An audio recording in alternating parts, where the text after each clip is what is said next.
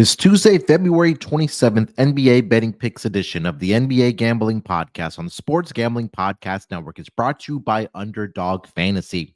Sign up today using promo code NBA SGPN and then go to sportsgamblingpodcast.com/dog to enter our bonus contest. 5 winners will receive shirts, hats, and a $50 SGPN gift card. And we're also brought to you by Hall of Fame Bets, the sports betting research platform for parlays, player props, and game lines.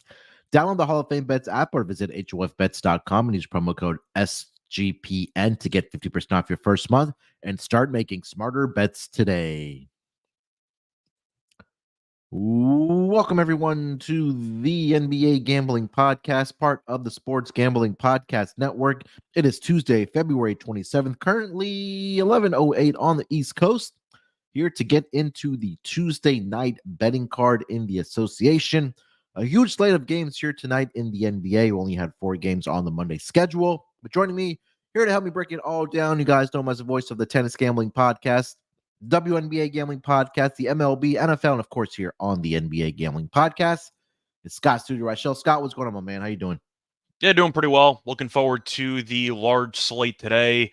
Yesterday's games were interesting. There was some controversy involving one of them, and the rest was kind of straightforward. But I feel like there's only one game people want to talk about. Yeah, I mean, we saw another ending for the Knicks. This time, I guess it went in their favor. I know we had talked about what last week or the prior week where they got hosed in that game against the Rockets. But last night, we saw what fast forward towards the end. Was it Sir Thompson got the steal, and then Dante DiVincenzo dove and hit his leg. And the ref is like standing literally right, like watching this play, and you can see like kind of like a deer in the headlights or kind of froze up a little bit. But no foul was called. Josh Hart at the end of the goal, close to the end of the game, hits the layup, gets an and one, hits the free throw, and that's all she wrote. But what was your reaction when you did see the non-foul call, or if you think it was a foul call? Monty Williams and officials never get along, so I wasn't totally shocked that it was the Pistons being involved. Yeah, and, I mean, it was a foul, simply put. They didn't call it, and they decided to let the guys play. It's once again the controversial decision late in the final couple seconds of a game. Do you want the athletes to play it out, or do you want the officials to actually blow the whistle? And I feel like no matter what the ending is, people always want the opposite based on how the results actually unfolded. They should have blown a whistle. It was clearly a foul. But I'm sure most people, if they would have called that and the Knicks had the ball, some people would have complained. So I do think it was a foul. He tackled him. I feel like that's pretty well documented. But once again, it's a tough spot for the officials. Do you want them to make the call, or do you want them to let the players play? And there's always a debate that we'll have every time in the final 10 seconds of a game. Yeah, I mean, I think I want the right call. That's where I stand. And that was clearly it was a foul. I mean, I think you have to call that if you're the ref that's standing literally right there. So I mean, I agree with Monty in his comments in the post game conference that he'd had with the reporters, and saying that I'm not sure if it was one of the worst calls all season. It's probably up there for sure. I mean, the Knicks are on the other side of that against the Rockets, but I think no matter what point of the game, whether, like you mentioned, it's 10 seconds left, 5 seconds left, you just have to make the right call, and you got to keep it consistent. If you're an NBA official, and I think that's what NBA teams want as well. Like you missed a call last night.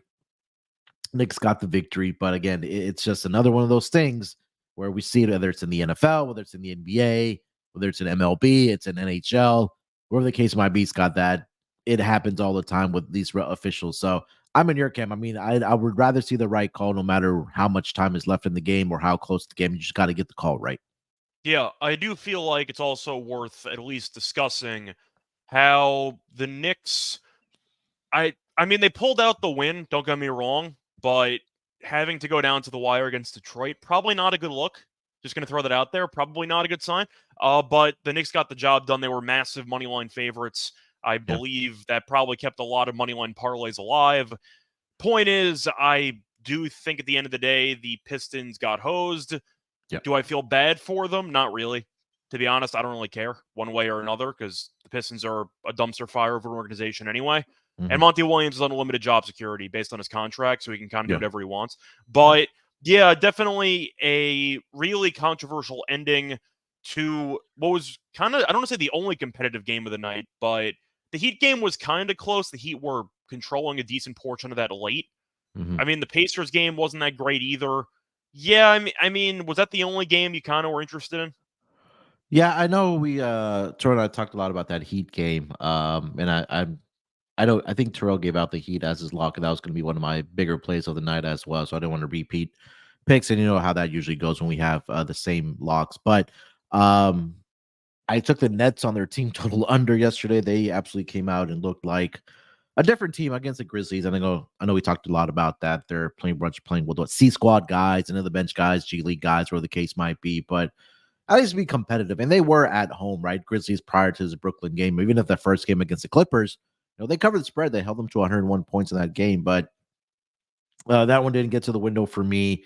And then I gave out a two player prop parlay. I think I got hooked on the Bam rebounds where I needed 11 rebounds, and he ended up with just 10 rebounds last night. So not a good start to the week, but I thought we handled. I mean, we handicapped the other games pretty well.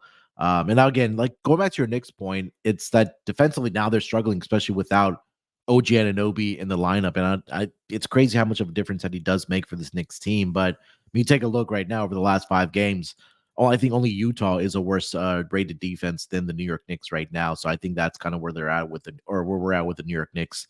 But yeah, I mean, yeah, and, I think it played out kind of how we thought it did last time in the association. But anything else that stuck out to you outside of the Knicks game? No, the Kings are still a psycho team that has no hope in the playoffs, and I don't know why they didn't make a move at all. Yeah, we talked about the Knicks already.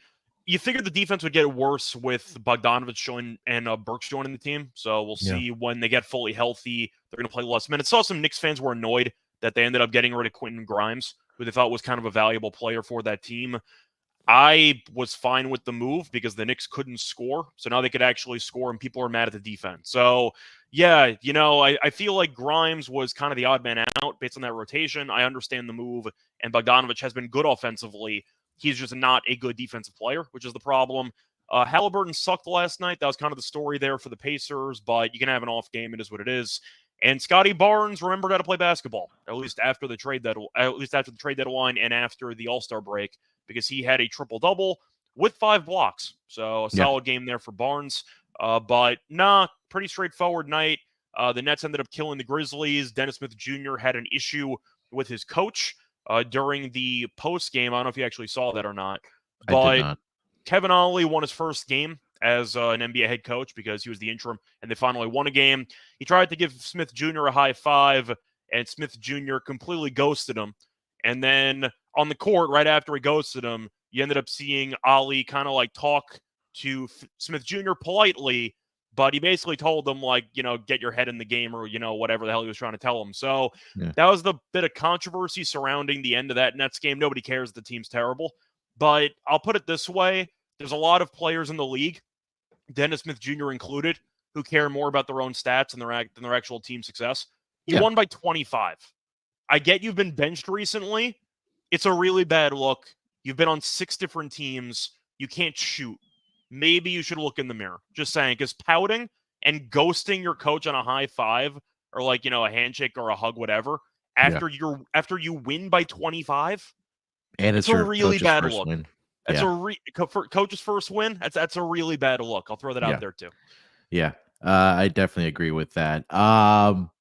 Yeah, pretty straightforward. I know, like I mentioned, we had a lot of games to get through here for on the Tuesday card. So why don't we dive into it here, Scott? But before we do dive into it, let me tell everyone about again our friends over at Underdog Fantasy.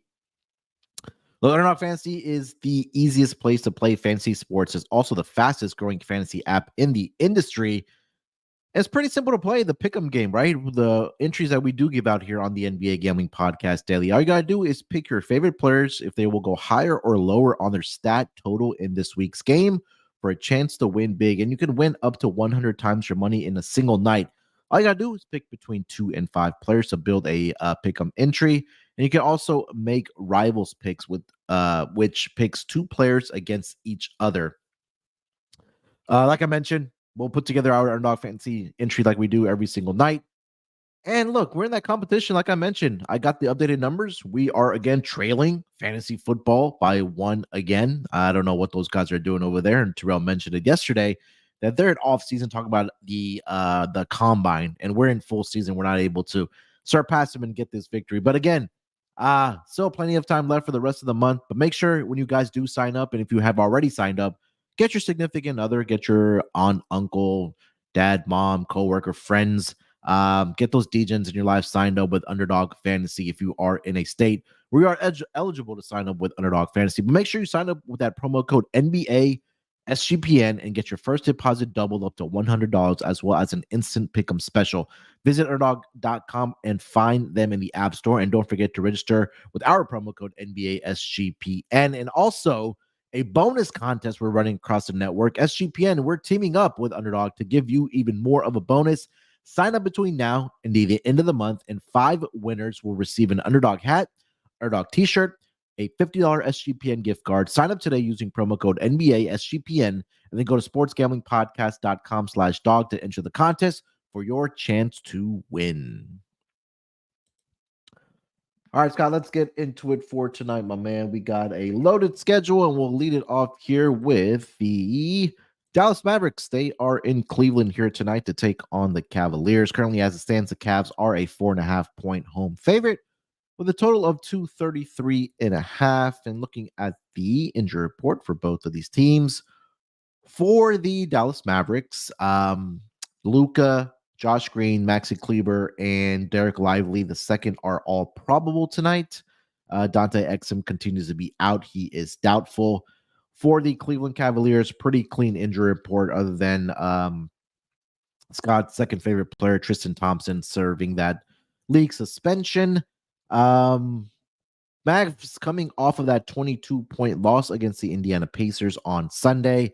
Cavs had dropped, I think, their first 2 games without Donovan Mitchell when he did return in the last game against the Wizards, where they did get the outright victory, but they didn't cover the double-digit spread. But now these two teams match up in Cleveland. Scott, minus 4.5 in favor of the Cavs, man. What are you thinking? This line feels right to me. With Cleveland beating Washington, it wasn't easy though. The Wizards have kind of given them some, I don't say problems, but they've given them some close games over the last couple meetings. Dallas did end up losing to Indiana. They got absolutely killed.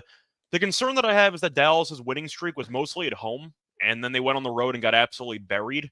Cleveland, 2-game road trip. Now they're back at home. Lost the last home game to Orlando. Faced off first time this season right after Christmas, and the Cavs won by 3 on the road.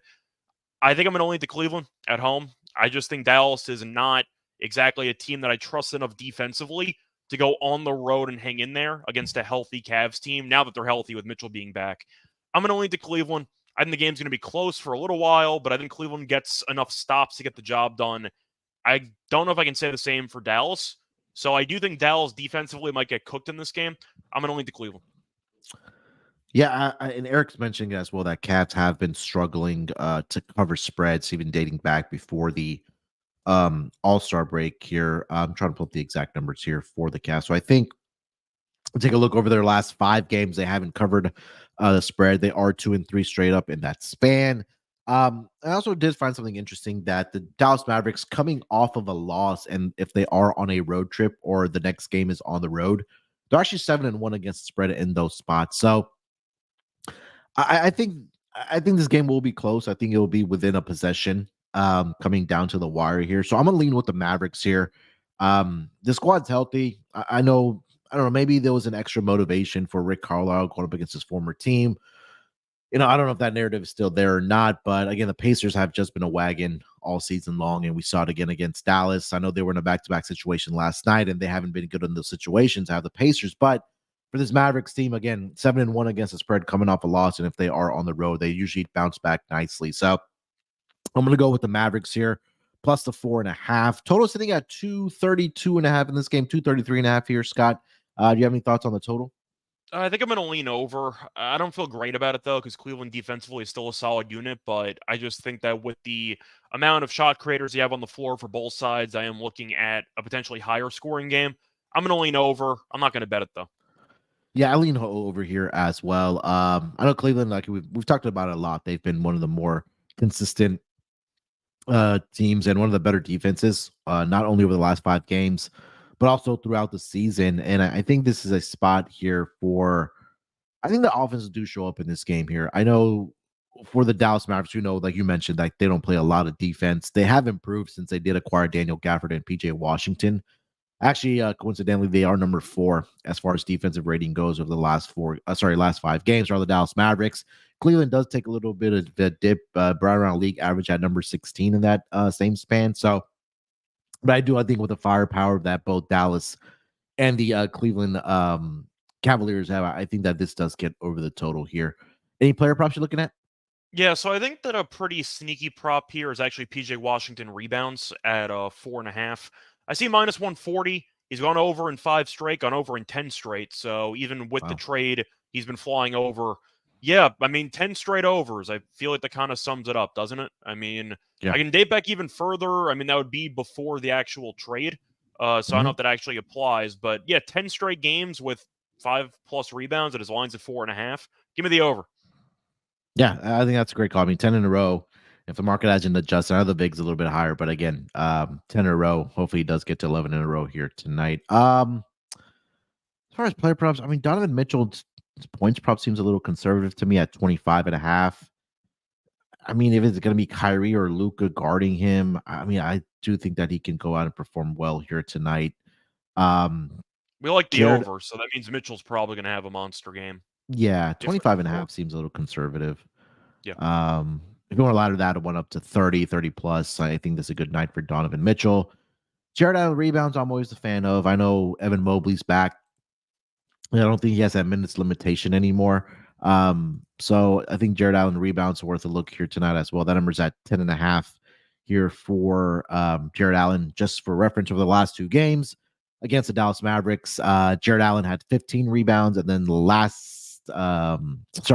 back in December, he had 24 points and 23 rebounds. Now I know they did pick up Daniel Gafford and Derek Lively is back as well, but again, uh, Jared Allen is doing an absolutely fantastic job of rebounding the basketball. He's actually been in double-digit rebounds in 4 of the last 5 games. In a 1 game, he did fall short against the Sixers. He did finish that game with 9 points. 9 rebounds in that game for the Cavs. So a couple of player props there on the Cavs side. Anything else for this game, Scott? I'm trying to think if there's anything else I like. I mean, I actually don't mind Luca first quarter assists in the game, which kind of sounds obscure, but he's been going over. Now you're looking at Luca's numbers. He's had at least 3 first quarter assists in 8 of his last 10. Point is, he has the ball in his hands all the time. He plays pretty much all of the first quarter all the time. So I do think Yeah. you're looking at Doncic having a pretty good first quarter in the assist department. Yeah, Luca has had a lot of success against this Cavs team as well. Um, like I mentioned back in December when they matched up, he had 39 in that game on 29 shot attempts, 7 rebounds, 6 assists in that game as well for Luca. So Luca out there doing Luca things to nobody's surprise. All right, guys, let's go to the next game of the night. We got the Golden State Warriors. They are headed to the nation's capital to take on the Washington Wizards. Currently, as it stands, the Warriors are an 11-point favorite in this game with a total of 242.5. Looking at the injury report for both of these teams, pretty clean for the Golden State Warriors. They do see the return of Chris Paul. He is not on the injury report. We'll see if there's some type of minutes restriction for him coming back after missing about 8+ weeks for the Golden State Warriors.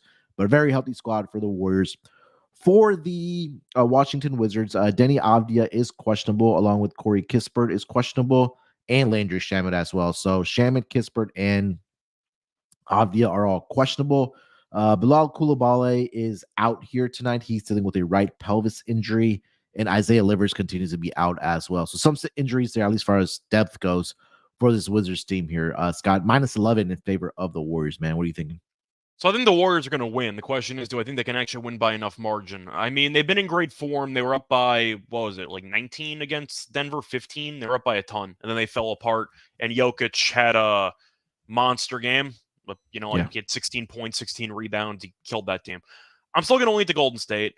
I just think that Washington, Avdia might be back, which might help their overall wing depth, but Koulibaly is one of their only even decent defenders.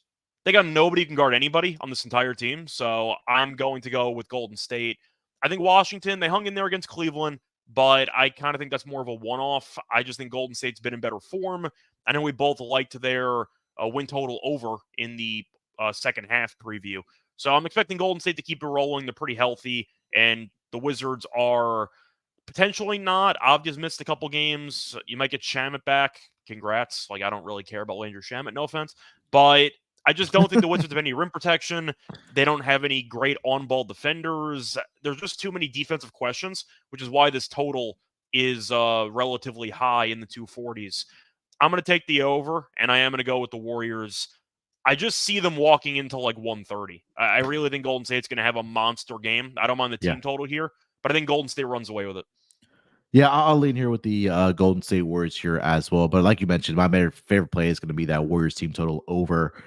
Wizards just continue being one of the worst defense in the entire league over the last 5 games. They are, let's see here, where are it's not good. While you pull it up, fourth it's not worst. good. I'll tell you that much. Yeah, they're down there with the Jazz, the Clippers, the Knicks, and then it's the Wizards. That's the bad defense, and they have a net rating of minus 15.1 over the last 5 games, which is the third worst behind the Portland Trailblazers and the Brooklyn Nets over the last 5 games. So it was a big game yesterday, by the way. Pistons end up getting that foul call. They would jump the Wizards, so they got hosed there. You know, they're fighting for that bottom spot, even though the bottom 3 have the same percentage for the ping pong balls. But we might be seeing a changing of the guard for worst team in the league.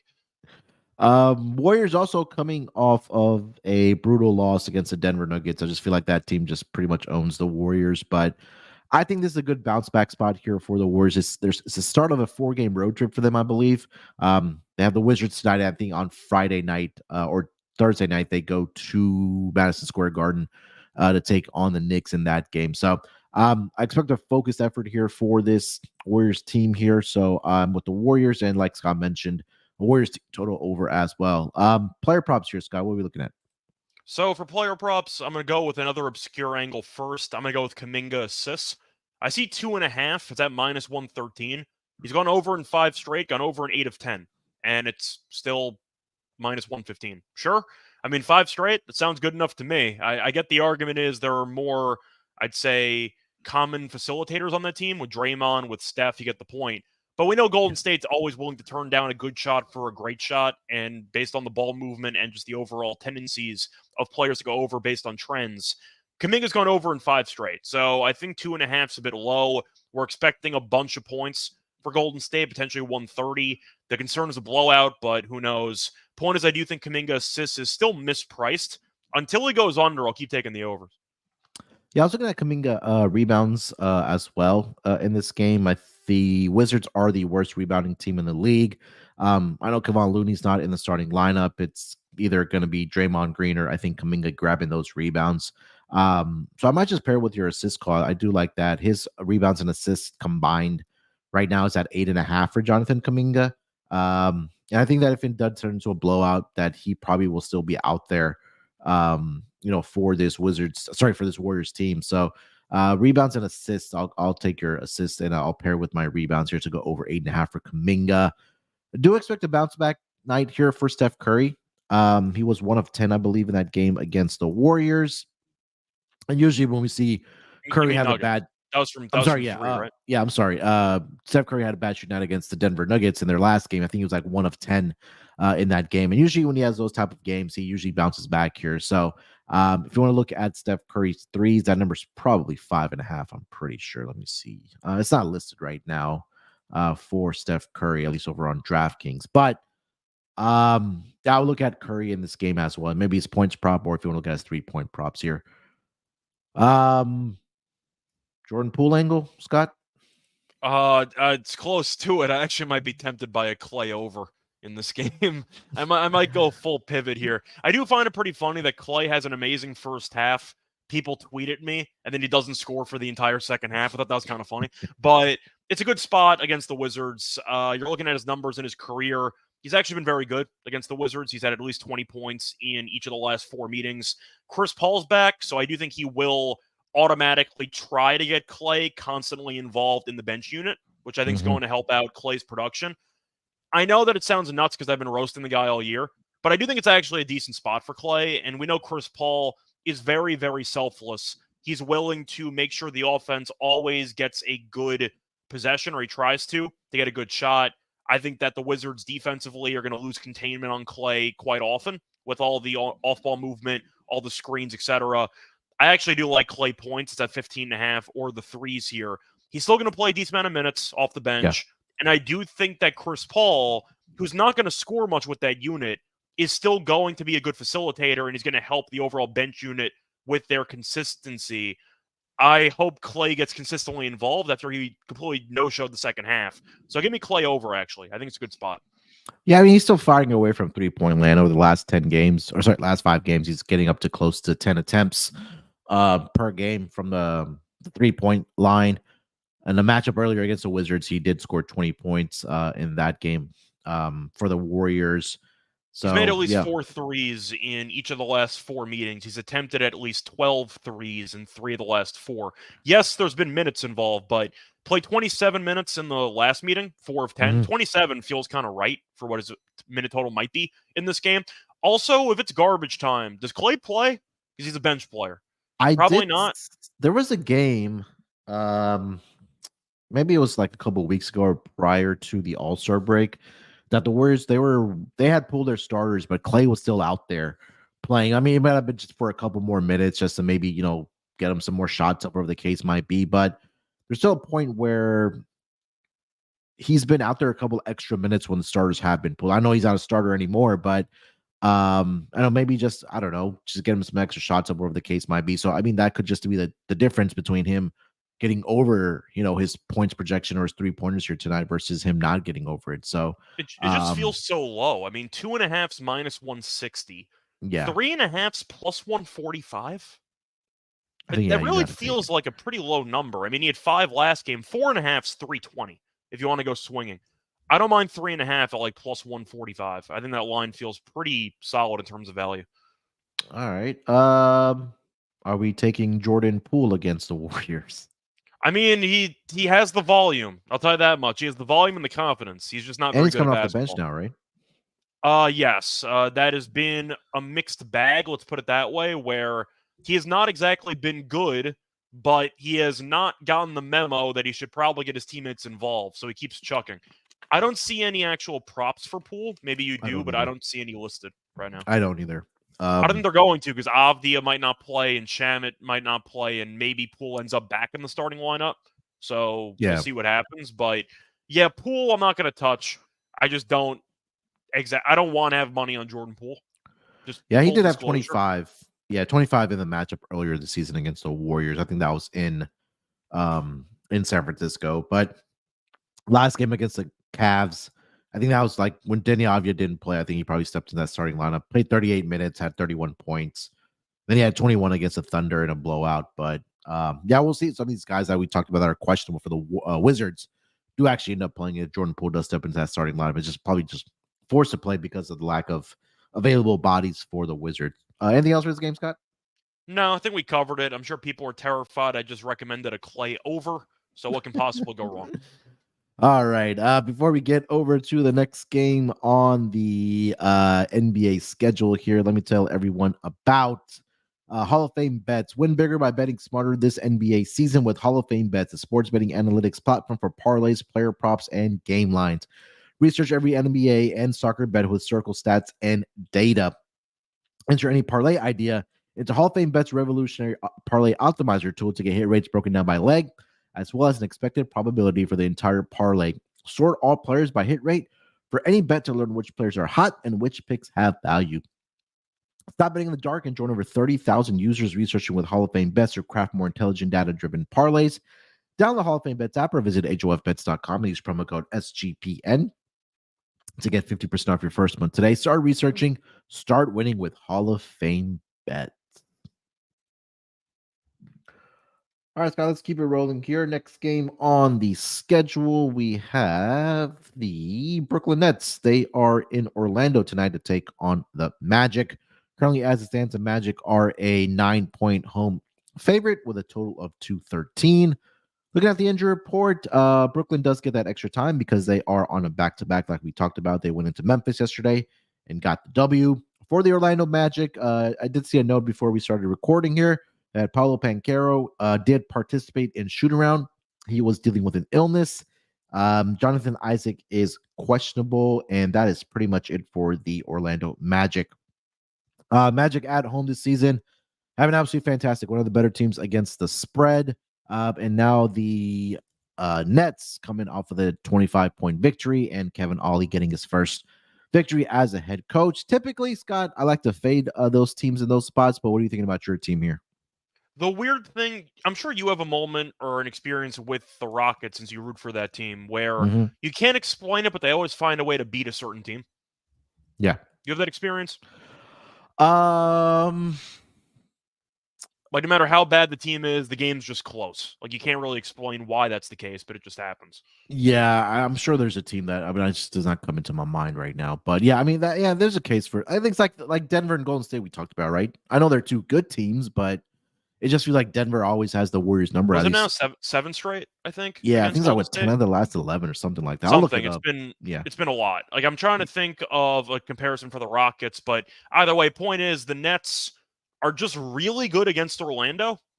Like, I don't know why, but they're just really good against the Magic. To go through the two meetings this season, both of them were in Brooklyn, I'll admit. They won by 20. I believe that was an in-season tournament game, and they won by 28. Why? I have no idea. The Nets are randomly good against this Magic team. Now, Cam Thomas might not play. Ben Simmons is out. But the point is the Nets defensively have been solid. They just can't score. I think I am going to lean to the Nets plus the points. Banchero was practicing, but I am worried that he's not 100%. But maybe it's just an experience being a fan of the team. The Nets are just good against this Magic team. I don't know why, but they just keep games close. And yeah, I think they're going to keep this game close. I see a very ugly game. I'm going to lean to the under. The Nets unders might be the move for the immediate future because they're playing even slower under Kevin Ollie, and the defense has been solid anyway. So give me the under. First team to 100 wins, and if I'm expecting a rock fight, I'm taking 9. So I'll take the Nets plus the 9. I think the only part that does make me nervous is, and again, this is a back-to-back situation for the Nets that they are. I think it was 0-3 is what I saw. Sorry, so 2-6 straight up, 2-5-1 against the spread, in back-to-back situations. And if they're on the road, they're 0-3 straight up, 0-3 against the spread, and perfect 3-0 to the under. They're only averaging 96 points in those three games on the road on back-to-back situations. So I agree about your call about the under here. I was actually watching the Nets game last night, and you're right. They're playing at a more slower pace. The defense has really ramped up as well. And Orlando, again, like I mentioned, they're not one of the faster teams either. So I really do like the under in this game. I'll lean here with the Magic. It does feel like a lot of points here, but I think that just having the rest advantage and how good the Magic have been at home this season has been something that I have been cashing in on. I know we talked about it at the beginning of the season where the Magic were really good in the first half as well. But I think for the Magic, if the Nets keep this game close in the first half, I'll probably get on the Magic in the second half, just thinking that the tired legs catch up for the Brooklyn Nets here. So give me the Magic here at home to cover the spread. I do like your call about the under, so I'm with you on the under here. Player props, what are you looking at? Well, if I like the under, I have to like rebounds for somebody, but I'm having a hard time actually picking out who I want for rebounds. Yeah, you got any ideas? Because like I feel like I want somebody. Claxton's been pretty underwhelming recently, so I'm not sure if I actually want Claxton, but I mean he's the main option, I guess, for Brooklyn. Like I'm trying to think of who else can rebound the ball on this team. I mean, Finney Smith isn't a great rebounder. Schroeder's not a great rebounder. Bridges for the minutes. Yeah, Dorian Finney-Smith yesterday had a pretty good rebounding game, if I'm not mistaken. So if guys like, Ben Simmons are out here tonight, and then a couple other guys sit out, there is a possibility that DFS does have a good rebounding game because back-to-back games he's actually had 9 rebounds in each of those 2 games, and his minutes have gone up as well. He played 30 against the Timberwolves, 9 rebounds in that game, 11 points, and then yesterday against Memphis he played 25 minutes. 13 points and 9 rebounds and 4 assists in that game for DFS. So maybe we're getting a little bit of value here. Maybe for him, it is at 4.5 at plus odds for Dorian Finney-Smith. I know John popped in yesterday and mentioned Claxton has gone under his PRA. And at the time yesterday was 6 out of the last 8 road games, and now it's 7 out of 9 because he went under yesterday as well. So if you want to look at a under PRA again for Claxton, I don't hate that angle. But I think that DFS rebounding might be a little sneaky, especially at plus odds at plus 105 at 4.5. If you want to go for a head-to-head angle, if you want to go for Mikal Bridges, looking at his numbers against the Magic as a member of the Nets, he's had at least 5 rebounds in all 4 meetings as a member of the Nets. Yeah. So he's just a good rebounder against this team. 2 meetings this season, 35 minutes, 5 rebounds, 32 minutes, 5 rebounds. His line's at 4.5. The over's at plus 124. So if you want to go for a head-to-head angle, Bridges rebounds, I think might be worth a look. All right. Anything else for this game? I'm trying to think of who I think is going to score on this team. I mean, Cam Thomas might not play. Is it Bridges? Like, who's going to shoot on this team if you see Thomas being out? Probably Bridges, right? Yeah, because Bridges had a rough night last night. So I expect him to bounce back. Yesterday, leading scorer was Dennis Schroeder. He had 18. He is so much better than Dinwiddie, by the way. Oh, He's yeah. so much better than Dinwiddie. There's no question. That's the only bright spot of the trade deadline for me, was not having Dinwiddie on my team and getting to watch Schroeder, who I like. And Dinwiddie's done nothing with the Lakers because he's not very good at basketball anymore. So, yeah, that's the only bright spot on my team right now is Dennis Schroeder. All 5 starters were in double figures last night for the Nets. And then Cam Johnson off the bench had 12 points, and then Lonnie Walker also had 13. Day'Ron Sharpe came off the bench yesterday, 8 points, 8 rebounds in 15 minutes. Maybe he might be sneaky. That might be the rebound angle. You might want to look for Sharpe. Yeah, but you probably have to wait closer to game time for him. Yeah. Obviously coming off the bench.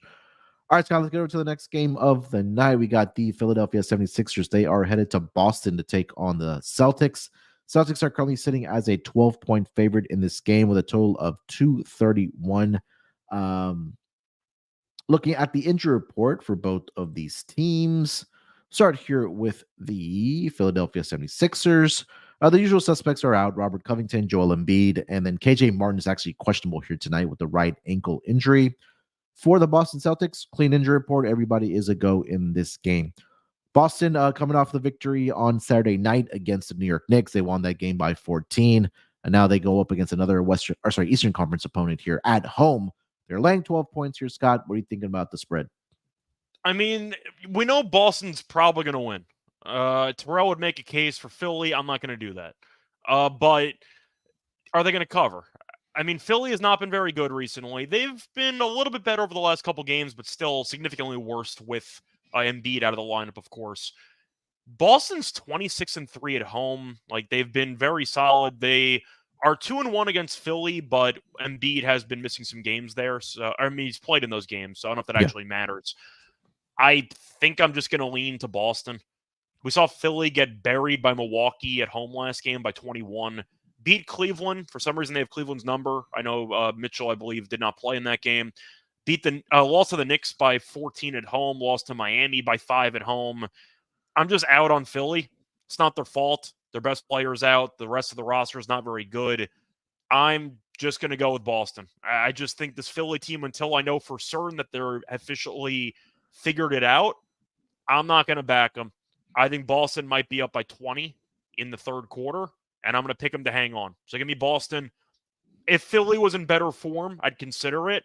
I can't. Philly's just been really bad for the last couple weeks. Yeah, it's just that can Philly even keep up with the scoring ability of the Boston Celtics in this game, right? Because Boston right now and throughout the season, I mean, they've been one of the best, if not the best, offensive efficient teams. And obviously, when you like you mentioned, without Joel Embiid, the offense is really going to suffer for the Sixers. It's Tyrese Maxey, and then you're hoping that you get something out of someone else, whether it's Buddy Hield, whether it's Tobias Harris, whether it's Anthony Milton, whether it's Kelly Oubre, whatever the case might be. So I think right now for this Philly team, I just don't think they'll be able to keep up with the scoring with the Boston Celtics. And also defensively, they haven't been very good over the last 5 games. They're below league average, have a net rating of minus 7.1 due to the Philadelphia 76ers. So this game is on national TV. So I think Boston, again, does show up. I don't know if they do or not because they lost to the Lakers bench unit on national that's true. TV. So that's I don't true even as know. well. But I Yeah, go guess ahead. my question for Philly though is, what are the Sixers good at with Embiid being out? Are they good at anything? They're not Chunking great up offensively. threes. I was gonna say defensively they've been meh, like they're not great. They're not a very good rebounding team, especially with Embiid being out. Are they good at anything? I mean, it's really tough for. I mean, like It's if not you're a their fault Sixers once fan, again, but I yeah, gotta at least call what it is. yeah, and I think Nick Nurse hasn't done a great job of. Adjusting.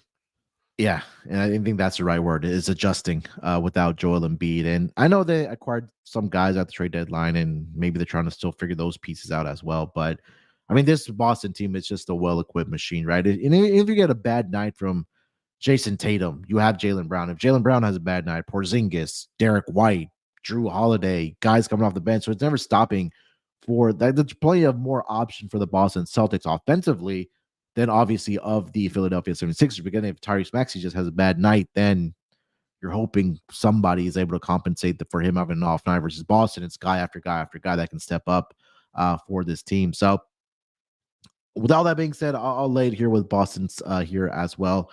Minus 12. Total sitting at 231 and a half now. It's up a half a point.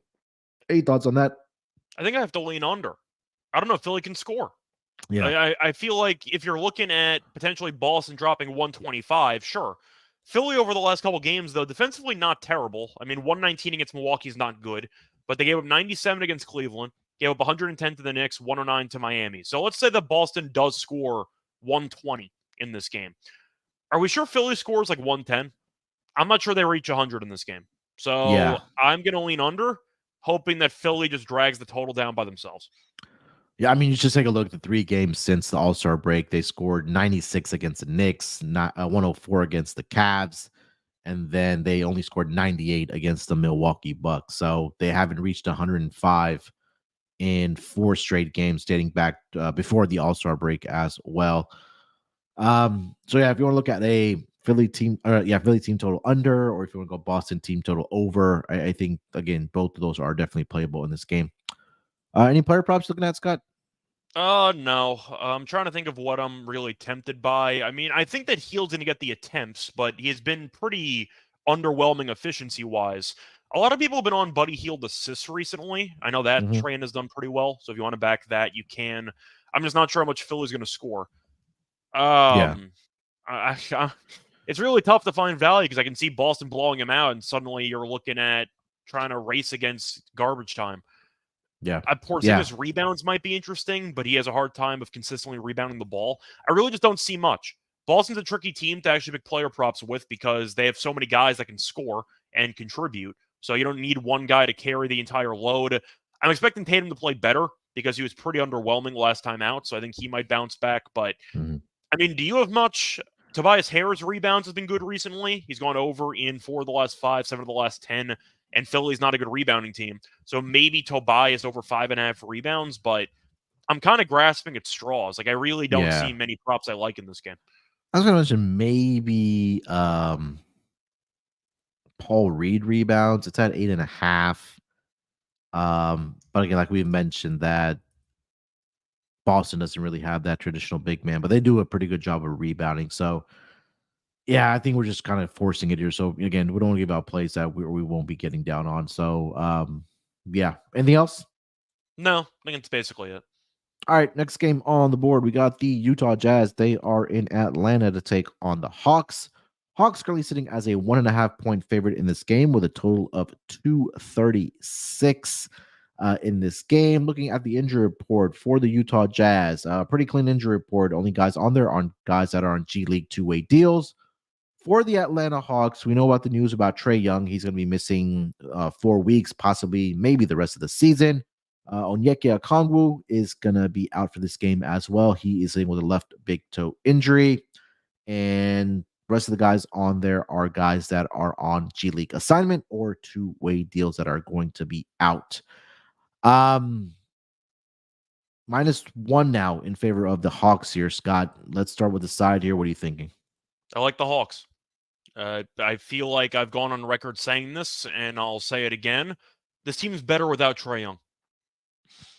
I've seen this team play with and without Trey. They're better when DeJounte's the point guard. So I actually think Atlanta's underrated in this spot. Utah's been an absolute mess. I don't want to say they're actively punting, but it reminds me of last year's punt job where they just feel like they're getting killed in every game because they can't stop anybody. DeJounte's been incredible. I still can't believe Atlanta didn't make a single trade at the deadline. So congrats. Your team still sucks. But I am going to lean to DeJounte to have a big game here. Give me Atlanta, though. They're in better form as far as I'm concerned, and I really do think this team's better without Trey. I know Trey's got a big following. He was an all-star, and I get that he's got a lot of highlights that make people believe he's a very solid player. I think he's a losing basketball player. I think that he's an inefficient point guard who takes really dumb shots, and he doesn't guard anybody. So I think this team is objectively better with him out of the lineup. At least that's what I've seen this year. Small sample size, but when Trey's out of the lineup, they've been a very nice underdog in a lot of spots. They're favored in this game. I get it. So I know Atlanta's been bad as a favorite for a dog all season long, but I am going to take Atlanta at home. I just think this team is better without Trey, and I want nothing to do with Utah right now. So I'm going to pass on the Jazz. Yeah, Jazz have been the worst defense over the last 5 games, and their 3-point defense has been even worse. They're allowing 17 makes per game over the last 5 games to the opposition. And like I mentioned, defensively, they've just been an absolute mess right now. They're right down there with the Clippers, the Knicks, and the Wizards, like we talked about earlier. So, yeah, I think that you mentioned that there's more. The offense just seems a little bit more fluid when Trey Young is not out there for this Hawks team. And DeJounte has done a very good job of taking on that, responsibility of being the point guard and scoring when he needs to. If you just kind of take a look at it, right? So with Trey Young in the lineup, the Atlanta Hawks have a defensive rating of 121.9, close to 122. Without him, it's around 112.8, and they're allowing. That's a massive difference. That's such an insane difference defensively. And people can argue Trey's gotten better defensively. Don't interrupt you, but no. I mean, the stats speak for themselves. Yeah, they're just so much better defensively when Trey's not on the floor. Yeah, and they're giving up 10 points less, or less than 10 points less without Trey Young in the lineup. So with him, 122.1 they're allowing. Without him, 112.8 they're allowing. So I think it's a good spot here for the Atlanta Hawks. DeJounte, like I mentioned, I'll pull up his numbers in a second without Trey Young in the lineup. So -1 in favor of the Hawks here as well. Total sitting at 230. Trying to get the updated number. Yeah, still at 236 here. Any thoughts on that? I still think I'm going to take the over because Utah really does not guard anybody. So I don't mind Atlanta team total over potentially. Yeah. But I do think at the end of the day, Atlanta's going to get whatever they want offensively. I think DeJounte's going to have a monster game. And I think you're probably going to see Atlanta get over 120. So I don't mind a team total for the Hawks in this game. Probably my main play for the total. But yeah, I like the over, but I'm going to lean to Atlanta team total over. Yeah, I'm with you on the Atlanta team total over. Again, Utah defensively has just been so bad. And this even goes back. Jared wants to know, by the way, you're mentioning defensive rating. How much worse are they offensively with Trey off the court? They're probably a lot worse offensively. Like, I'm not going to deny that. But yeah, let's see here. So offensively, they have so with him, it's 120. Without him, it's 115.3.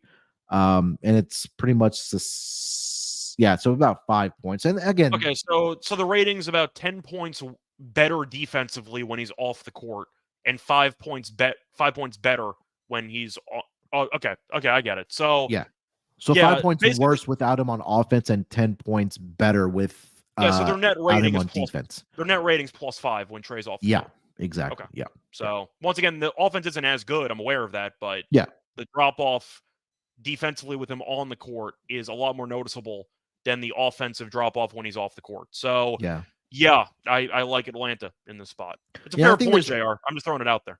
Yeah, I think there's more than enough to compensate on the offensive side without Trey Young for this team, right? Like we talked how well DeJounte plays without Trey Young in the lineup, but now in the last game, that first game without Trey Young, Bogdanovich stepped into that starting lineup. Jalen Johnson has been playing out of his mind. They got Clint Capella back in a limited capacity right now, but I think that they'll ratchet up his minutes as well. Against Sadiq Bey, some of the guys coming off of the bench for them. So I think there's more than enough. I think defensively is where this team is a lot better without Trae Young on the floor. So yeah, I'm on Atlanta Hawks team total over here as well. Player props, obviously, everybody's mentioning, everybody knows John Collins returning back to Atlanta since the trade. And John Collins mentioned it as well. I watched the last game against Utah. I forgot who they played. They did get the victory in that game, but John Collins did get the post-game interview. And the interviewer asked John Collins about the next game, which was going to be in Atlanta. He said, I've been trying not to think about it, but, it's been on my mind, and I'm excited to get out there and play. So obviously, it's going to be on his mind. For Collins, double-double, because he's clearly been thinking about it for about 3 months. Yeah, I think you have to. So the points and rebounds was at 24.5. Let me see what his double-double is here for tonight. It's probably decent, right? Yeah, let's see. John Collins is at, it's only plus 120. Okay. I mean, I still think he's going to get there, but yeah. You know what DeJounte double-double is? You have that in front of you? DeJounte double-double is sitting at, where is DeJounte? Even money.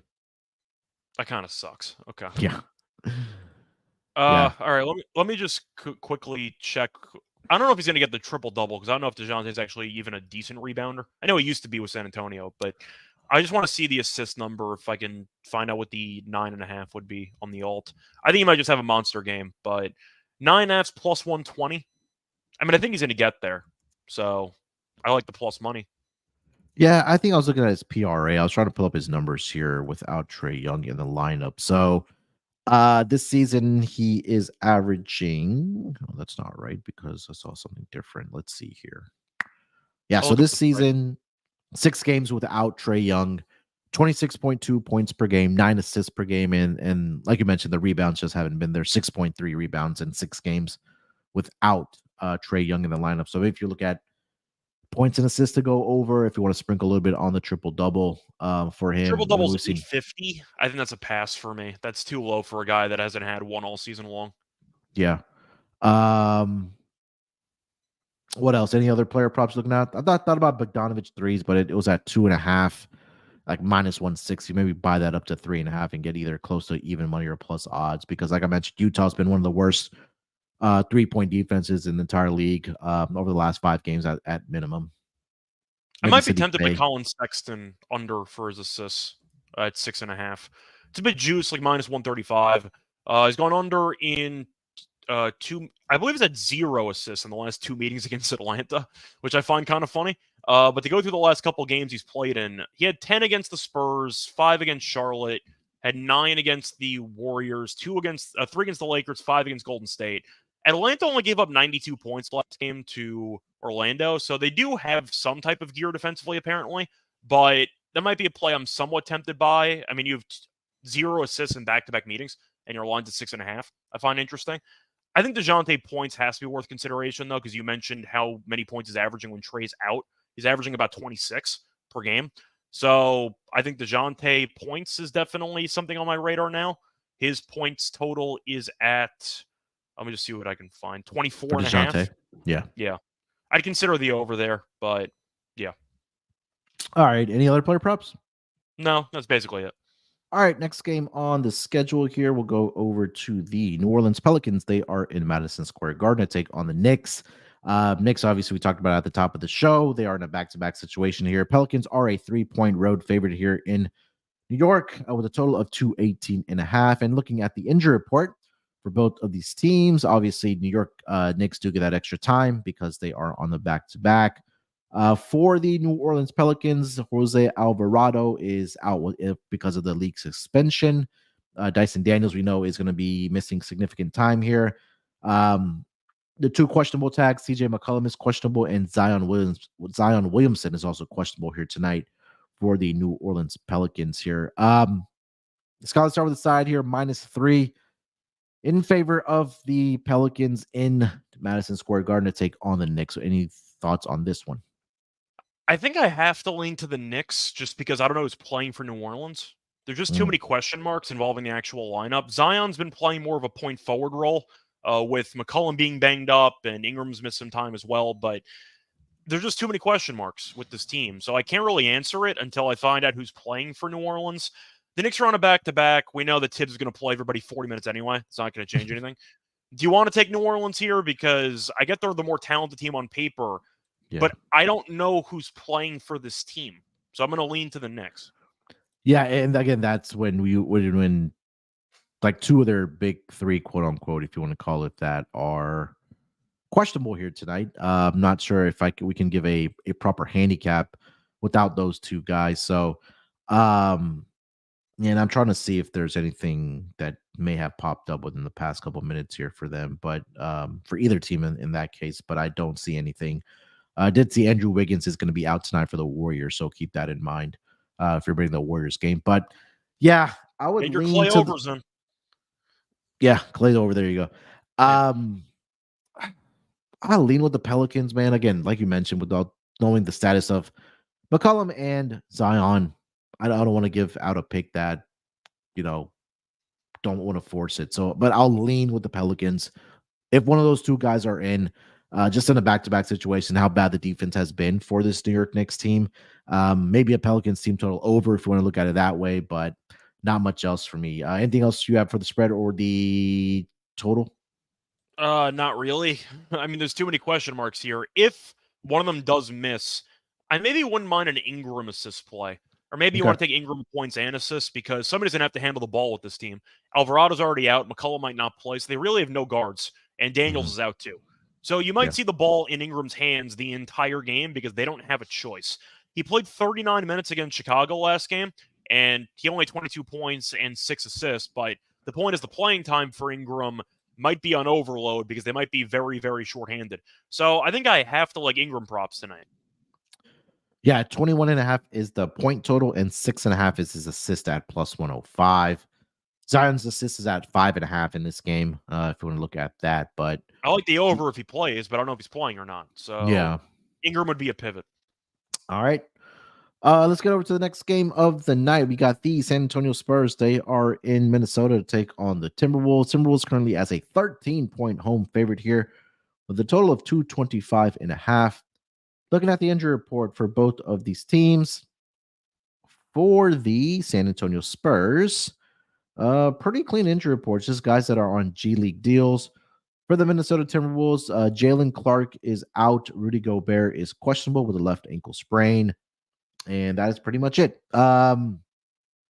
Wolves laying 13 here, Scott, against San Antonio Spurs. What are you thinking? The Spurs are bad, but are they this bad? That's really the question. If Gobert does not play, doesn't Wemby have a shot to drop 30? We know Cat can't guard anybody. He's not a good defensive player. So I guess I'm leaning San Antonio. I guess. I don't want to lay 13 if your defensive anchor, the minus 900 favorite to win Defensive Player of the Year, who's carrying your defense, is out. So I'm not going to lay 13 if the signature, I'd say, attribute of your team is your defensive intensity and just defensive stability. And now you're going to have to reinvent your entire rotation. I'm going to lean to San Antonio. This team's not any good. I'm aware of that. But I think Wemby can have a mismatch. So I'll go with Wemby to have a monster game. Maybe a 5x5, who knows? But I'll go with Wemby to do enough. The Spurs, I think, are going to lose. If they won the game, I wouldn't be as shocked as others, but I think the Spurs will lose by like 7. Yeah, and again, Wolves at the beginning of the season were one of the hotter teams, at least covering spreads at home, and I think that has regressed a little bit. They're now only 14, 11, and 1 against the spread at home. They do win games. They are 20-6 straight up, but again, it's just been the fact of them not covering very many games at home. They haven't covered, let's see, 1, 2, 3, 4, 5. They've covered only 4 of their last 6 games at home. This is going to be the 4th matchup between these two teams.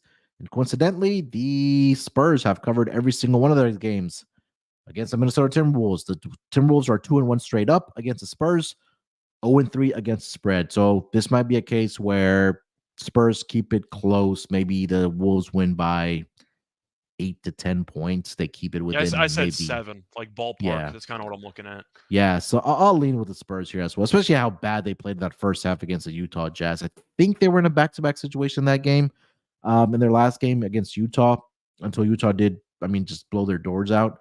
But I just think that you kind of went back and mentioned that there's just some teams that keep it competitive with other teams. I think Spurs and the Wolves, at least for this season, that kind of fits the mold here for this Yeah, year. and I So this will will be the point. Yeah, go ahead. Go sorry. ahead. Finish No, no, go ahead. finish your point. I was No, I gonna was going to say though mention. they were very good defensively against the Nets last time out with Gobert Yeah, being out, as yeah. they only allowed 86. The Nets can't score. We've talked about that team. They have a hard time reaching 100 on a given day, especially with Kevin Ollie being there, because they've gotten even slower in terms of pace. So yes, they were very good defensively in that game. The game was also pretty close. Yeah. Minnesota outscored the Nets by, was it 18 in the second half? And that game was close, I'd say midway through the fourth, and they had a massive run to end it. So I am going to point out, even though they beat the Nets by 15, that game was actually pretty close for about 42 minutes, give or take, and then they blew it open late. But you mentioned before the Spurs have covered this number in all 3 meetings against the Spurs, against the Timberwolves this season. I think Wemby's going to have a good matchup, so I'll lean to San Antonio. Going back to last game, this was a good point by from Mika, saying odds on Pelicans throwing more shade at Stephen A. Smith playing his Knicks, because I know it's on Twitter's and him responding to the Pelicans and things like that. How did So that yeah, I start, mean, by the way?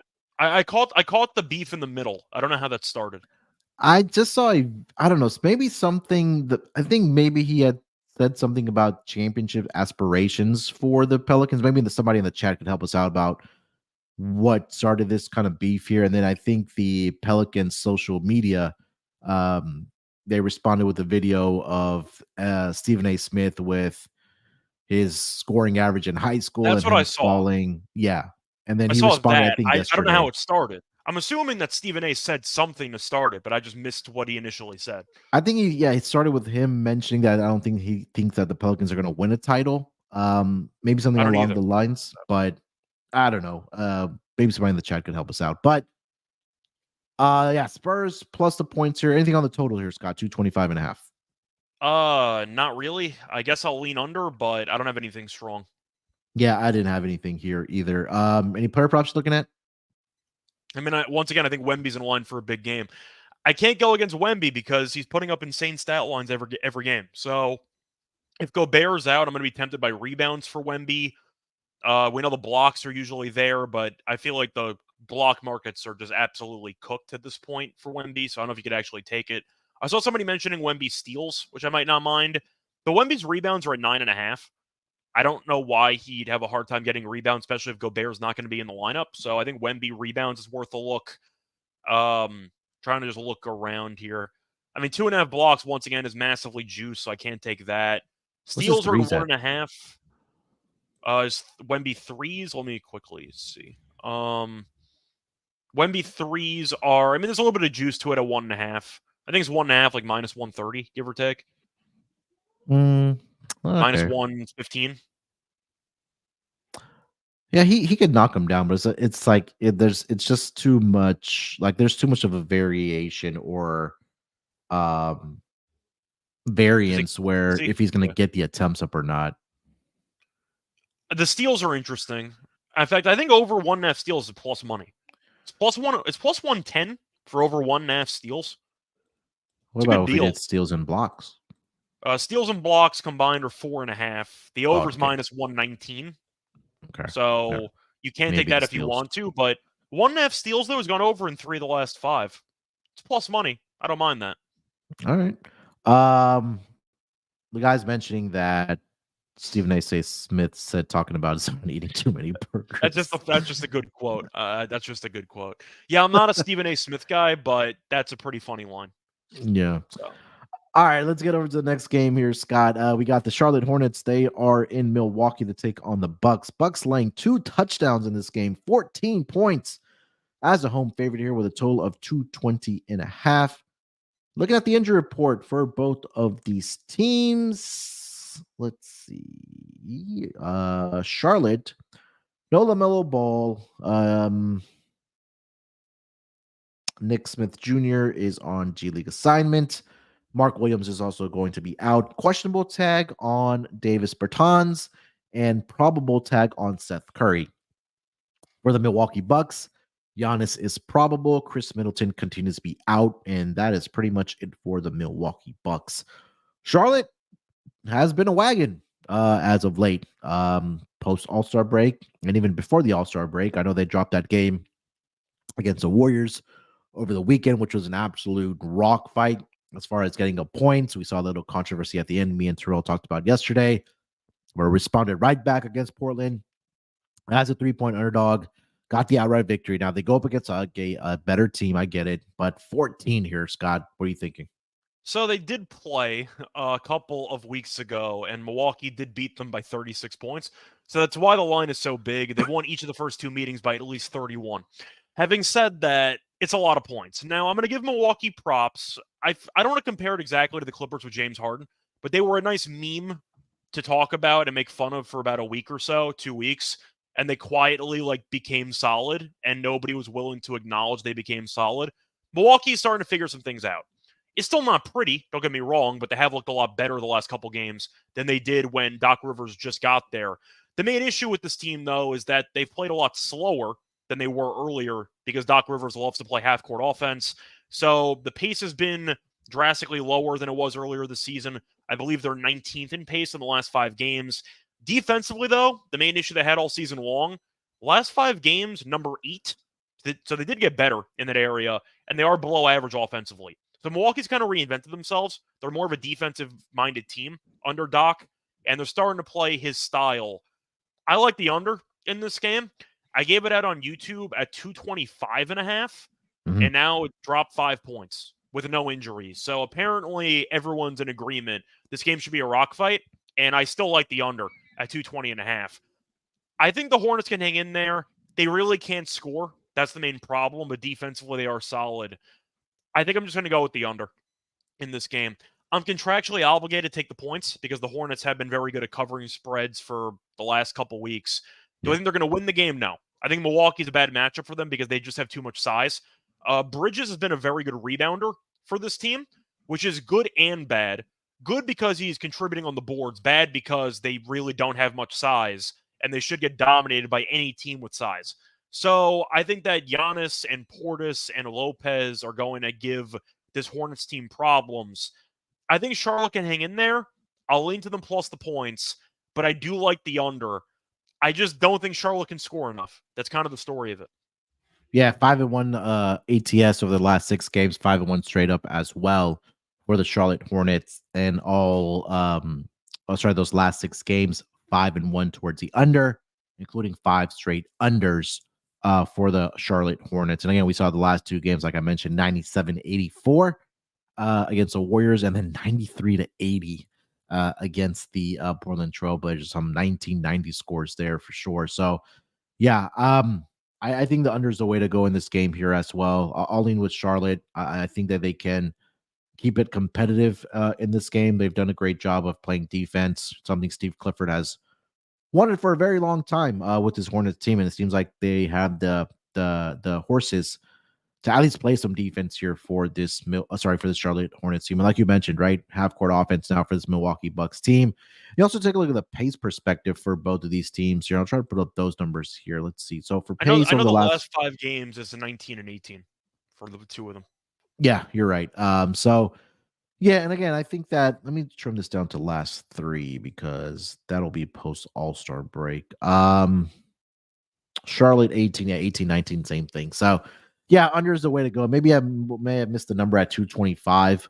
But even at, I think, like Scott mentioned, at 220 to 20 and a half, I think that you still like the under in this game. I'll lean with Charlotte here as well. Player prop, Scott, what are you looking at? Well, I mentioned it before. Hopefully they don't get buried, but I got to look at Bridges' rebounds in this game. He's been really good on the boards because they have Richards and nobody else. And you're assuming Richards will get into foul trouble because somebody's going to have to try to stop Giannis. Keyword try. Bridges, though, rebounding-wise recently has been a pretty solid double-double candidate if you think he's going to play enough minutes. To go through the rebounds, it's at 7.5 in this game. For him, he's had at least, sorry, just pulling it up. He's had, let me just look at the last couple of games here. So last couple games, 10 rebounds, 11 rebounds, 14 rebounds, 5 rebounds, 10 rebounds. So the concern is the blowout, and he has not done well against Milwaukee because of blowouts in the past. But 9.5 rebounds is 2-1. You can look at double-double if you want it, and double-double is 220. I got to be intrigued by it. Yeah. He's been the best rebounder on the team for the last couple weeks. So I don't mind the Bridges 10-plus rebounds. Yeah, I mean, last 5 games, averaging 20 points and 10 rebounds. He's been in, like you mentioned, double-digit rebounds in 4 of the last 5 games. And we like the under. So you're expecting missed shots. Yeah. And you just look at the minutes that he's playing as well, right? Since the All-Star break, 41, 41, and 40. And maybe a lot of that has to do with guys that are not available for this Hornets team with all the injuries that they are dealing with. So I like the angle here for the rebounds here. Giannis rebounds is something intriguing as well. He hasn't really gotten the points against the Hornets, but his last meeting, I believe he did have 14 rebounds against this against this Hornets team. Yeah, he had 14 in the game back on February 9th, 16, 8, and 9 back in November. And then last season, he had a game where he had 18 rebounds as well. So we're just expecting slow pace and missed shots here. Again, I think the rebounding would be the way to go in this game here. So yeah, I do like this rebounding call for Miles Bridges in this game. Anything else for this game as far as player props? I'm trying to think if there's anything else I'm tempted by. I have a hard time just expecting many points. So not really. No. Charlotte is really ugly to watch offensively, but they're good defensively. Yep. I mean, do you want to make a case for like Grant Williams threes and just hope he stretches the floor? Like, I don't know. Trey Mann threes. He's been a bit quiet recently, though, which is kind of concerning. Yeah. But Grant Williams only had that one good game, which against Utah. And again, like we talked about with Utah, like they were one of the worst, or they are one of the worst 3-point defenses. So Trey Mann steals maybe intriguing for him. He's had at least 2 steals throughout the last 4 games. And again, the minutes have been there for him as well now that he's in that starting rotation for this Hornets team. So if you want to get on Trey Mann steals or something like that, I don't hate that. All right, Scott, next game on the schedule. We got 3 games here left. We got the Detroit Pistons. They are in Chicago here tonight to take on the Bulls. Bulls are an 11-point home favorite here with a total of 225. Looking at the injury report for the Detroit Pistons, they do get that extra time to submit it because they're on a back-to-back situation. For Chicago, the usual guys are out: Lonzo Ball, Torrey Craig, Zach LaVine, and Patrick Williams. But other than that, everybody else is a go in this game. Pistons, like I mentioned, on a back-to-back situation here, did get a little bit hosed last night against the Knicks, but right back at it against Chicago here. Scott, what are you thinking about this game? Well, there's 2 ways to look at what happened last night. Either Detroit's going to be motivated or they're going to completely no-show the game. There's no middle ground. It's going to be one of the 2. I really don't want to lay 10.5 with Chicago. I really don't. I think I have to lean to Detroit. I mean, they've been competitive against Orlando. They were competitive against the Knicks. I know the Knicks have not been good recently, but still. First 2 meetings this season, Pistons won at home by 16, and they lost on the road by 11. That was back in November, though, so that's tough to really draw from. I think I'm just going to hold my nose and take the points. I can't lay that with Chicago. I just can't do it. So I'm going to lean to Detroit on principle. Yeah, I'm on the Pistons here as well. I think they get up and play for this game and come out a little bit pissed off. I think Monty will get the guys ready to play in this game. I don't know. It's a different situation, right? That maybe there's a friendly whistle here tonight for the Detroit Pistons. Who knows? After what transpired last night. So back-to-back situations this season for the Detroit Pistons. They're 3-7 straight up. They are 5-5 against the spread and 6-4 towards the over. And I think offensively they've gotten it going a little bit here as well. So I don't hate the over in this game.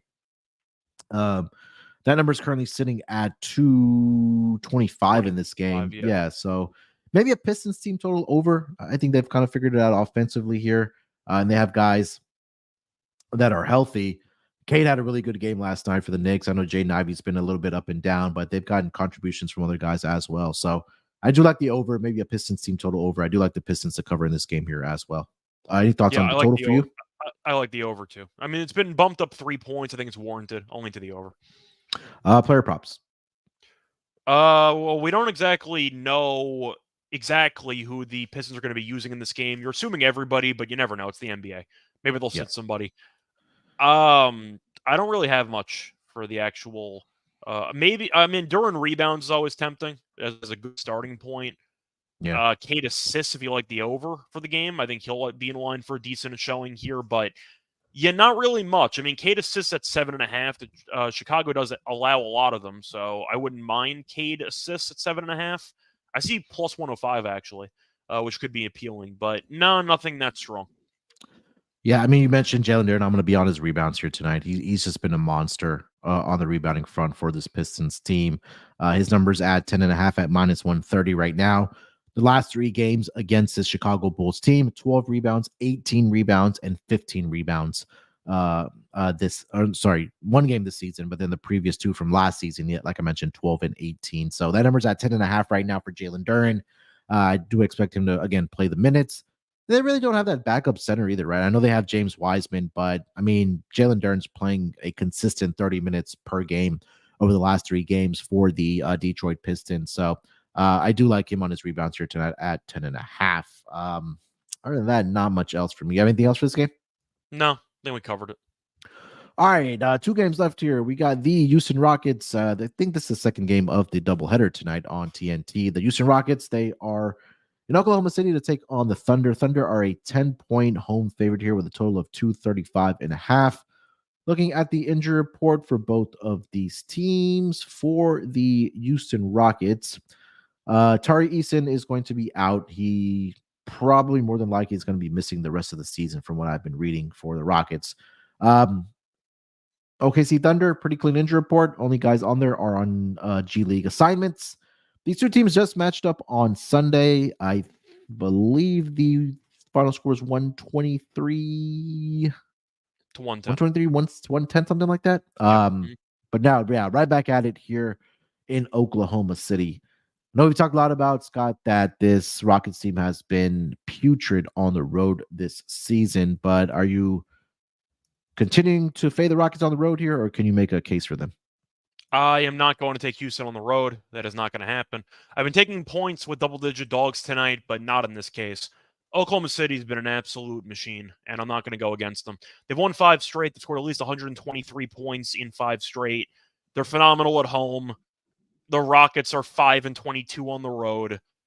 I don't think I really need to say much more. I like the over in the game because I think that Oklahoma City might score 130. We'll see what happens. I know typically for the immediate rematch, you kind of lean to the opposite of the first meeting. Mhm. I'm not taking Houston on the road. Good luck with that. I'll take Oklahoma City minus 9.5. OKC has won 14 in a row at home. Sorry, they've won 13 of the last 14 at home. The one game that they did drop was back on January 29th against the Minnesota Timberwolves in a 6-point loss in that game. But They're so I, damn I, good. yeah, I dug a little deeper on the Rockets on the road situation, and it's really that in non-conference. So it's important perspective here. So on the road, 5-22 straight up, 9-17-1 against the spread. But a lot of those losses and those straight up losses and against the spread have been in non-conference games.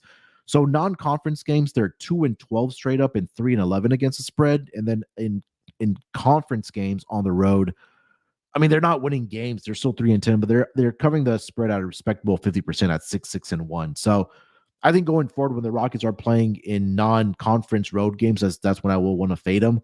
But I do like your call about the Thunder team total over here. They found their form again on offense. There was a stretch there, like in late December, early January, they're kind of struggling a little bit.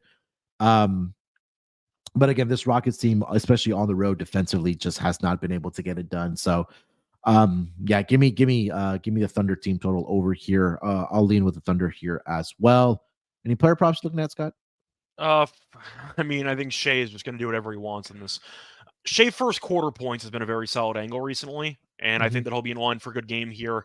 Jalen Williams, we know how good he is. I think Chet will be in a good spot too.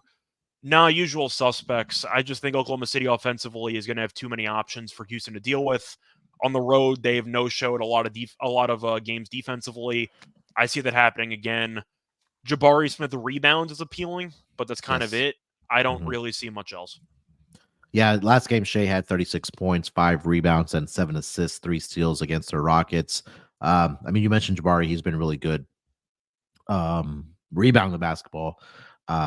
And the last 2 games, in fact, against this OKC Thunder team, 18 rebounds and 17 rebounds. So there's an opportunity for Jabari Smith laddering his rebounds here tonight. For whatever reason, Şengün has not been as impressive as I thought he would be against this Thunder team, because I feel like he does have a matchup advantage. Um, let's see here. He had 19 and 12 in the last game, 21, 6 and 7. But I think that I do like the Jabari rebounds. He's been a monster on the rebounds here tonight. Sorry, at least over this season for the Rockets. Anything else? No. I think we kind of covered it. Last game of the night, the Miami Heat coming off of the victory against the Sacramento Kings. They are traveling up to Portland to take on the Blazers. Currently, the Heat are a 7-point road favorite here with a total of 212. Looking at the injury report for both of these teams, Miami does get the extra time because they are on a back-to-back. For the Portland Trailblazers, Malcolm Brogdon, Moses Brown, Scoot Henderson, Shaedon Sharpe, Robert Williams, all out here tonight. That is pretty much it. I don't know how long the suspension was for Jimmy Butler. Is it 1 game that he was suspended for? Or I think he should I'll be try to look it back. up. I think it's 1 Yeah. game, isn't it? Let's see here. Yeah, Let me see if I can. Yeah, it's 1 game.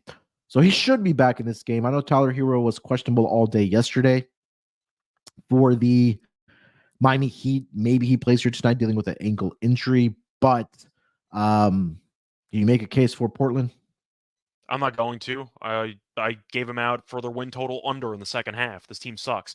I just think Miami is starting to figure things out. I think Miami is a team that was really bad middle of the season. They're starting to ramp it up a bit, and it seems like they are starting to, I don't want to say channel what happened last year, but it feels like they're starting to figure some things out. Let's leave it at that. Portland's leaning to what? Nothing? Like they're just bad. They're a bad basketball team. Yeah. They have a bad basketball coach in Chauncey Billups. They're 9 and 19 at home. You score 80 points in today's NBA in 2 of your last 5 games. Scored 84 against New Orleans, 80 against Charlotte. You've lost each of your last 4 games by 12 plus points. I'm going to go back even further. They've been on a massive homestead and they keep losing. Yeah, they have played 1, 2, 3, 4, 5, 6 straight home games. They've lost every home game. So the home trip is not going well for them. Yeah, Portland sucks. I'll take Miami. Yeah, I think this is an opportunity where like Miami just stacks up those wins against, lesser opponents. And again, this is one of those games against Portland who have just been absolutely terrible here. So not going to waste any time. Play the points with Miami -7. Jimmy Butler should be back in this game here as well.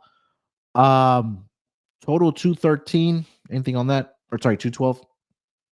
I mean, I don't think Portland can score, but I think the Heat can. So I don't mind a Portland team total under potentially, but they've scored a less than 92 in 2 of the last 3, less than 92 in 3 of the last 5. I think I'm going to lean over, though. The line feels a bit low for a team that defensively is not very good. Charlotte's its own category, so the 93-80 game. I mean, Charlotte's #1 defensively in the last 5 games, and they play slow, so I'll toss that out for a second. Still give up 127 to Denver, 128 to Minnesota, 121 to Minnesota. I think Miami can score 115, give or take, in this game, so I'll lean to the over. Feels a bit low. All right. Yeah, I didn't have much player props or anything else for this game. Do you have any player props you're looking at? No, I think Butler could have a decent game, maybe Bam, but Bam's annoying to bet rebounds with. I don't really have much.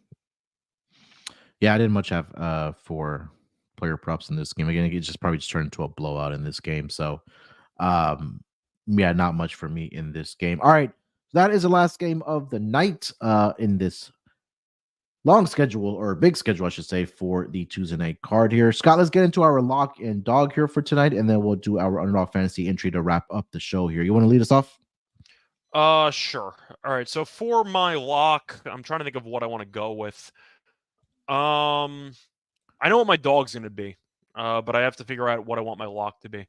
Let me just quickly see what the updated price is, because I do want something in that Atlanta game against Utah. I just think it's going to be a very high-scoring game. The question is, do I want to go for DeJounte assists, or do I want to go for John Collins rebounds? Because I think that both of them can be in line for solid performance. Yeah, you know what? I think I'll go with Collins rebounds. I'm gonna do it. Give me Collins over 9.5 rebounds at about. It's actually a pretty good price here. Collins over 9.5 rebounds is plus 105. He's gone over in 6 of the last 10. It's a revenge game. But you mentioned the quotes that he had after the last game that he played well in. Yeah. But I mean, with those quotes, he's been looking ahead to this game. It's on the calendar. He's had at least 10 rebounds in 3 of the last 4, at least 13 rebounds in 3 of the last 6. So the rebounds have been good for Collins, and I do think he's in line for a good showing here. I'll go with Collins over 9.5 rebounds at plus 105 as my lock. For my dog, give me Bridges rebounds. I'm going to go with the 10 plus. I'll take the over 9.5 at around 2-1. Double-double is 220, actually. I'll take that instead. Give me Bridges double-double against the Bucks at plus 220. The overall playing time has been insane. He's played basically 40 minutes for the last week straight. You're looking at the rebounds, had 10 plus in 4 of the last 5. I just think the rebounds are too mispriced here. Give me Miles Bridges over 9.5 rebounds at basically plus 220 with a double-double. There you go. All right. All right. For my lock, I'm gonna go with the Pistons, man, plus the 11. I know they're on a back-to-back situation here, but I can't lay 11 points with the Chicago Bulls. And I think they do come out pissed off a little bit in this game, and I think that maybe they do get a friendly whistle here tonight after what transpired in Madison Square Garden yesterday. And they're a relatively healthy squad right now, and I think that Cade's playing well. Jaden Ivey should step up here tonight. We mentioned how great Jalen Duren has been for this team, so I understand they are on a back-to-back here, but I do think that there's an opportunity for them to at least cover the number here tonight against the Chicago Bulls here. So I'm going to go Pistons plus the 11. For my dog here, I'm going to go with Jalen Duren and Jabari Smith rebounding prop here. So Jalen Duren is at 10.5. I'll take the over on that. And then Jabari Smith for tonight is at 9.5. So that'll get you to plus 224. So I need 11 rebounds from Jalen Duren over 10.5, and then double-digit rebounds for Jabari Smith. That rebounding prop will get you to plus 224 here for tonight for my dog. And then, again, before we get out of here, we'll do our Underdog Fantasy entry. Again, go to underdogfantasy.com. Make sure you use that promo code NBASGPN. Also, that bonus contest we're running on the network as well. If you do sign up between this week and the end of the month, make sure to go to sportsgamblingpodcast.com/dog and get in there. 5 lucky winners will win some merchandise from Underdog Fantasy, hats, t-shirts, and also a $50 SGPN gift card to our merch store. All right, Scott, where do we want to start here with our entry for tonight? Do you want to go back to something in that Hawks game? You want to go to Yeah, I think PA? Yeah, DeJounte or Collins. I'm with either one of those. You want to do both? Yeah, we could do both. Let me right. see here. So let's see. Murray. Just do a control find. That might be faster. All right. So okay. Well, there we go. Murray is that you said you just want to do assist or assist and rebounds? Do they have PA or they don't have that? PA is 33.5. You want to go for it? Yeah, we'll do that. We'll go higher on DeJounte Murray, and then we want to go Collins. You want to Collins double-double, or you want to go like rebounds and points and rebounds? The double-double spicy at 1.2. Sure, let's do it. Let's go for the spicy. All right, so we'll do John Collins double-double, 1.2 spicy on the higher, and then let's see if they have the Wimby. Blocks and steals or just steals? Yeah. Okay. Let's just I think steals. Steals is also spicy at 1.5. Blocks and steals at 4.5. I want to quickly pull up Wemby steals against the Timberwolves out of curiosity. Let me just quickly see if he's done that in the past. Because I do think that it's a very good price, and steals might be a good pivot because the blocks are so obvious based on how he's done. Against Minnesota, he has Well, he's had 5 steals in 2 of the last 3 games in general. Last game, he had 2. He's had 1, 1, and 2. So he went over Okay. last game, but 5 steals in 2 out of the last 3 games. It's probably worth something. So yeah, I don't mind the double spicy entry. All right. Wimby steals 1.5. We'll go higher on that. All right. So to recap, we got DeJounte Murray, points and assists, higher 33.5. John Collins, double, spicy at 1.2. And Victor Wembanyama, higher 1.5 steals at 1.1.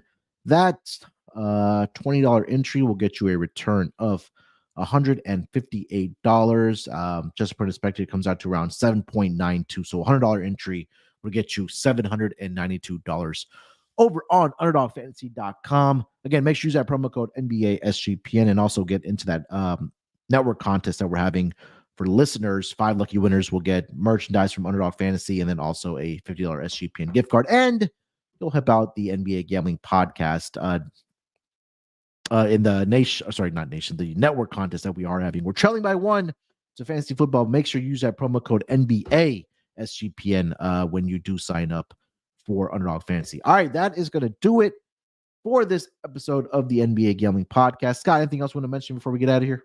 No. Looking forward to the card tonight. Should be fun. Let's make some money. Yep. Make sure to follow Scott on X. That's at Reichel Radio. You can follow me there as well at SportsNerd824.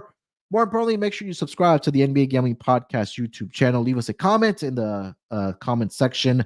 Also give us a like if you can on your way out. Appreciate everybody in the chat. A lot of new faces coming in. So appreciate everybody joining us. Shout out to our guy from Australia, Mika, in there joining us today as well, and the usual suspects. So appreciate everybody. Scott and Ter will be back tomorrow at the usual time for the Wednesday card. Till then, good luck with your bets here tonight. Let's break these books off and let it ride.